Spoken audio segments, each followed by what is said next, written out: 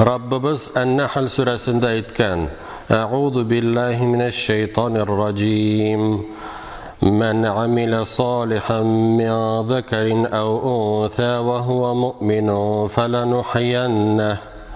فلنحيينه حياة طيبة ولنجزينهم أجرهم بأحسن ما كانوا يعملون.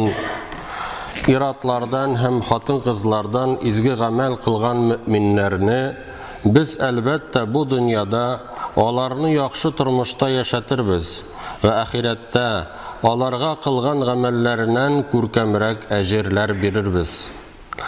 Dinsiz kişi de izgilik kılığı mümkün. Olmanın için dünyada ecerin alır. Hem mümin yaxşılık işlep iki dünya rahmetine erişir.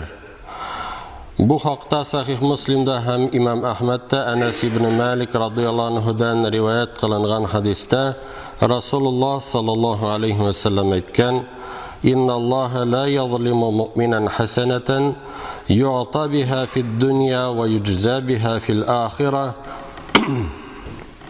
ve emmel kafiru فيطعم بحسنات ما عمل بها لله في الدنيا حتى إذا أفضى إلى الآخرة لم تكن له حسنة يجزى بها. Şınlıkta Allah Teala müminin izgiligin tar kılmay. Ol ana dünyada da hem ahirette de ecrin bire. Kafirge kilgende onun kılgan izgilikleri için dünyada ecrin bire. Hatta ol ahiretke köşse onun ecir alırlık izgilikleri bulmaz. Kurubişçe Allah Teala imanlı kulların dünyadağı kurkem tiriklik bilen şatlandıra. Onlarının künülleri tınış bulur. Yürekleri bəxit bilen tulur. Ahirette onlar ulu ecir savabqa erişip cennette nimetlenirler. Mındı yukarı derecelerge erişken müminlerini Garabşa salihun bizningse izgiler dip atıylar. Onlar iman kitirdiler ve izgi ameller kıldılar. Şunun içinde zor savabqa erişirge layık buldular. Gümümen her bir Allah'ını hem onun ilçisini süygen Müslüman izgilikke umtula. İzgi bendelerinin sıfatları nişiksin? Onlarının nindi sıfatları var? Şuşu salihun diyen kişilerinin.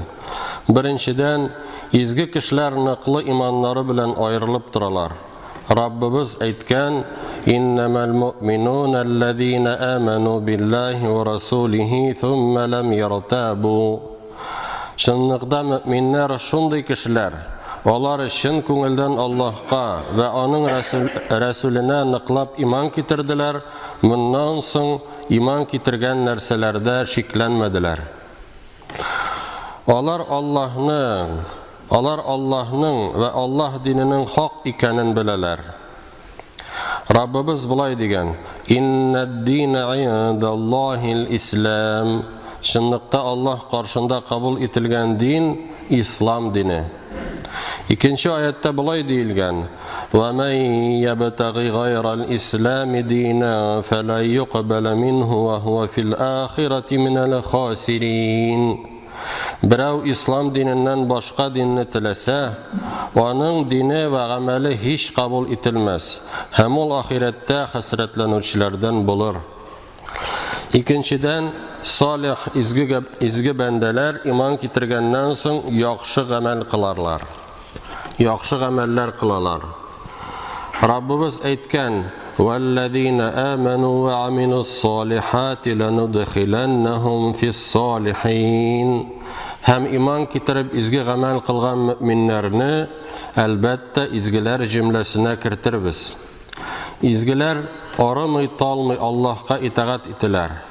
Boş söz söylep kişilerinin kimşiliklerini tekşirip vakitlerin israf kılmıyorlar.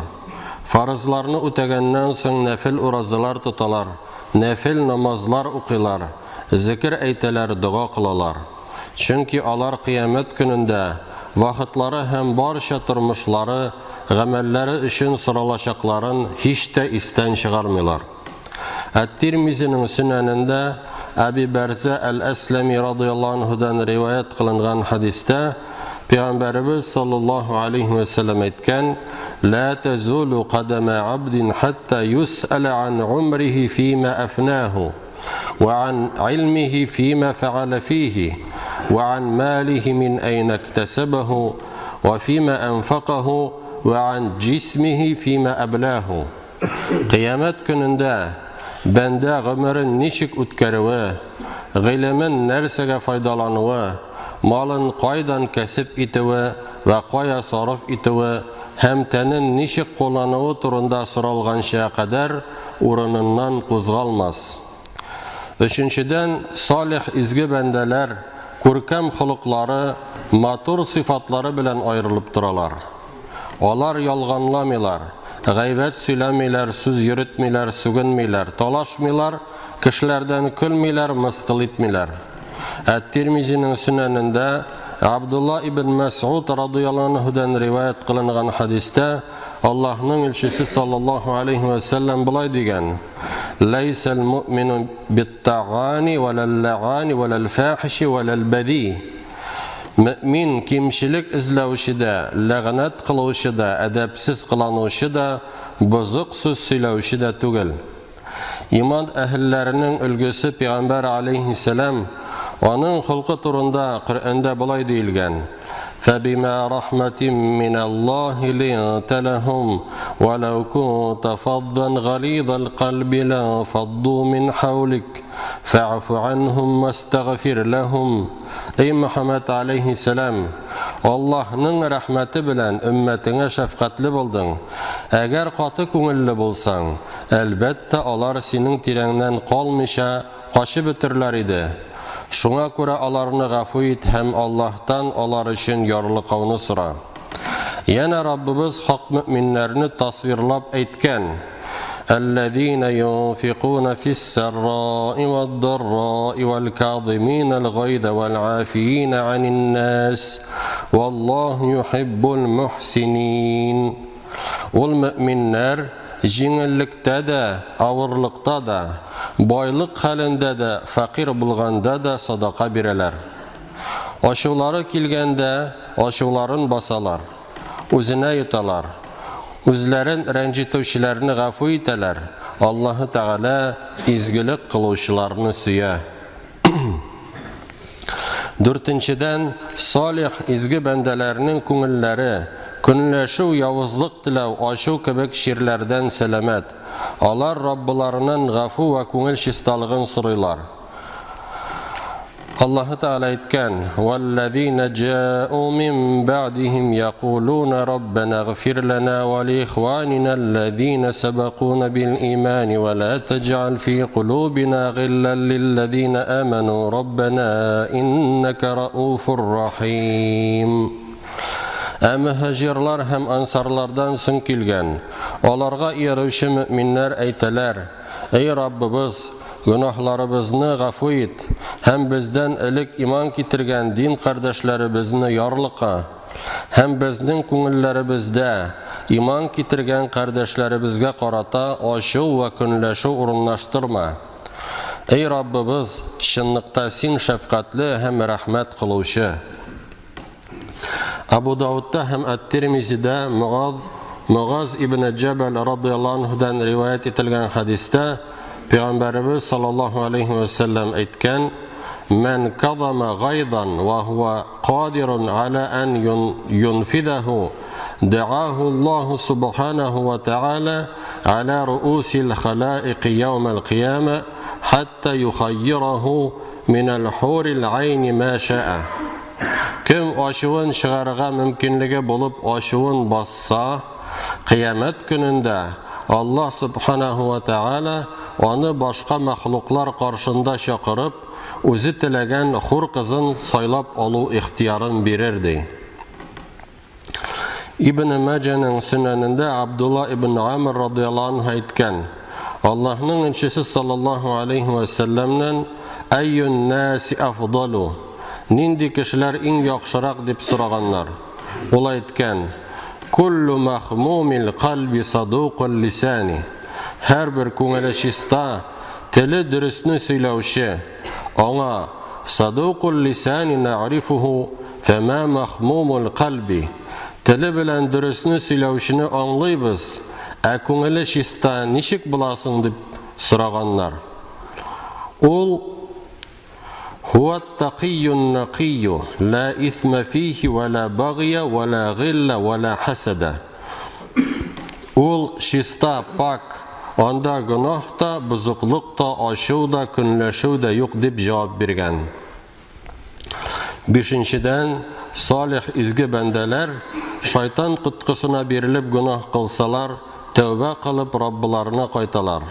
Бу хакта Коръәндә булай диелгән: Раббукум а'ламу бима фи нуфусикум ин такуну салихин фа иннаху кана ли'аввабина гафура.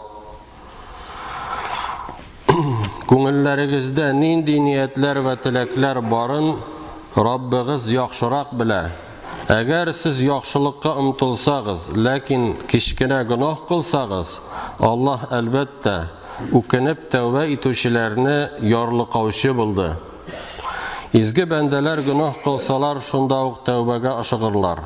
Раббыбыз әйткән: "Валлазина иза фаалу фахишatan ау заламу анфусахум закаруллаха фастагфару лидунубихим ва ман ягфируддунуба иллаллаһ ва лам юсирру ала ма фаалу ва хум я'ламун." Ул тақвалы изге бәндәләр яна шундыйлар. Алар фахиш гамәл эшләсәләр яки үзләренә зулымлык кылсалар, алар Аллаһ Тәгаләнең кисәтүен искә төшереп, гөнаһлары өчен Аллаһтан гафу итүне ялварырлар. Аллаһтан башка кем гөнаһларны ярлыкар? Яна алар кылган гөнаһларын кабатламаслар һәм бу эшләренең гөнаһ икәнен белерләр. Әҗәлебез килсә, тәүбәгә кайту соң булачак. Шуңа да Раббыбыз безне кисәткән: "Ва анибу иля раббикум аслиму лаху мин qabli an ya'tiyakumul azab thumma la tunsarun." Һәм эй кулларым, газап килмәстән элек Раббыгызга кайтыгыз һәм аңа буйсыныгыз. Газап килгәннән соң ярдәм итүче булмас. Алтынчыдан, салих изге бәндәләр кешеләр белән аралашалар һәм аларның явызлыкларына түзәләр. Ат-Табаранида, Әл-Байһақида Ибн Умар радиллаһу анһудан риваят кылынган хадистә Пәйгамбәрбез саллаллаһу алейхи ва саллям булай дигән: "Ал-муъмину аллазӣ юхалиту ан-наса ва ясбиру ала адаһум афдалу минал муъмини аллазӣ ла юхалиту ан-наса ва ла ясбиру ала адаһум." Кешеләр белән аралашып, аларның рәнҗетүләренә сабыр иткән мөмин, кешеләр белән аралашмаган һәм аларның рәнҗетүләренә сабыр итмәгән мөминнән хәерлерәк. Җиденчедән, салих изге бәндәләр кешеләр арасында йөреп, хикмәт һәм күркәм вәгазь белән аларны яхшылыкка чакыралар ва бозыклыктан тыялар. Чөнки Раббыбыз безгә дингә чакырырга боерган: "Уд'у иля сабили раббика бил хикмати вал мау'идатил хасана ва джадилхум биллати хи ахсан." Эй Мухаммад алейхиссалам, ягъни бу инде бөтен уммәткә дә кагыла. Раббың юлы булган ислам диненә хикмәт ва яхшы вәгазь белән өндә һәм каршы торучылар белән күркәм итеп бәхәсләш. 8-дән, салих изге бәндәләр үз җәмгыятьләрен сөяләр. Хәлләреннән килгәнчә үз халкына, ватанына файда китерергә тырышалар. Алар үз урыннарында җаваплылык тоеп, үз вазифаларын, эшләрен җиренә җиткереп башкаралар. 9-дән, салих изге бәндәләр тынычлыкны, иманлыкны сөяләр. Тавыш чыгарып, фитнә куптарып йөрмиләр, җәмгыятьне таркату өстендә эшләмиләр. Киресенчә, аңлашылмау килеп чыкса, килешү ягын карыйлар. Раббыбыз аларны тасвирлап булай дигән: "Иннамал муъминуна ихватун фа аслиху байна ахавайкум ваттакуллаха лааллакум турхамун." Дөреслектә мөминнәр бер-берсенә кардәшләр. Шулай булгач, талаш килеп чыкса, кардәшләрегезнең араларын төзәтегез, гаделсезлек кылып, Allah'ның хөкемнәрен бозудан куркыгыз. Тәкъвалыгыз сәбәпле сезгә рәхмәт кылыныр. Изге бәндәләр үзләренең башлыкларында, үзләренең җитәкчеләрендә бозыклыкны күрсәләр, яхшы сүз белән яшерен рәвештә аларга өндәшеп төзәтергә ашыгалар. Кеше төзәлмәсә сабыр итәләр, аңа туры юл теләп, Раббыларыннан дуга белән ялваралар.